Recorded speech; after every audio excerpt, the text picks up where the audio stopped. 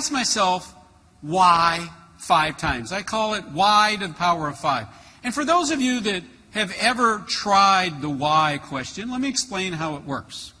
You start with the end. You start with something that's of interest or quizzical or puzzle, and you say, why?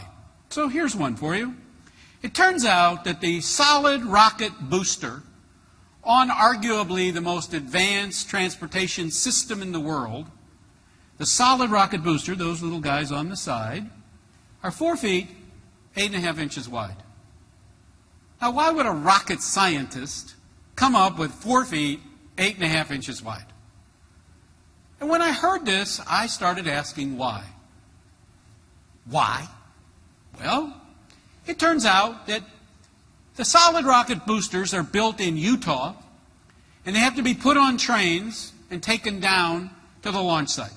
Those trains go through tunnels, and the tunnels are about 4 feet, 8.5 inches wide, because that's the gauge of the railroad track.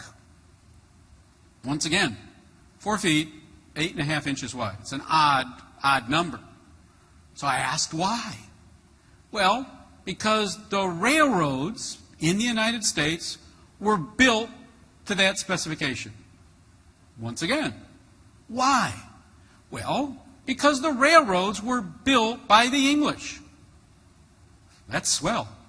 Why did the English build them like that? Well, the English built them like that because when they brought over the wagons that they used to haul the equipment, the wheel spacing on the wagon was 4 feet, 8.5 inches wide. Well, there comes another why. Why did they build the covered wagon 4 feet, 8.5 inches wide? Well, because the wheels had to fit in the ruts of the road in England. Once again, why? Because the roads were built by the Romans.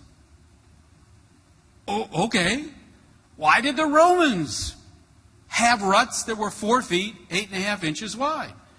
Because the Romans used chariots to build the roads. Once again, why? Because the chariots were pulled by 2 horses. Okay, we got 2 horses pulling the chariots that built the roads, that caused the ruts, to build the wagons. The wagons had to come over, and that's why the railroad was 4 feet, 8.5 inches wide. Why? Because as it turns out, the width of 2 horses' butts is 4 feet, 8.5 inches wide. Ladies and gentlemen, the most advanced transportation system in the world was constrained by the width of 2 horses' butts. So I ask you, what horse's butt in your organization is stopping your progress? Who is the person or persons that aren't allowing innovation to take place? Because at the end of the day, that's why. We stop progress ourselves, and as a result, the solid rocket booster size was controlled by the Romans, because change was never questioned as history moved forward. I said before, that is the right solution to the wrong problem. Identify the problem first, and then come up with the solution.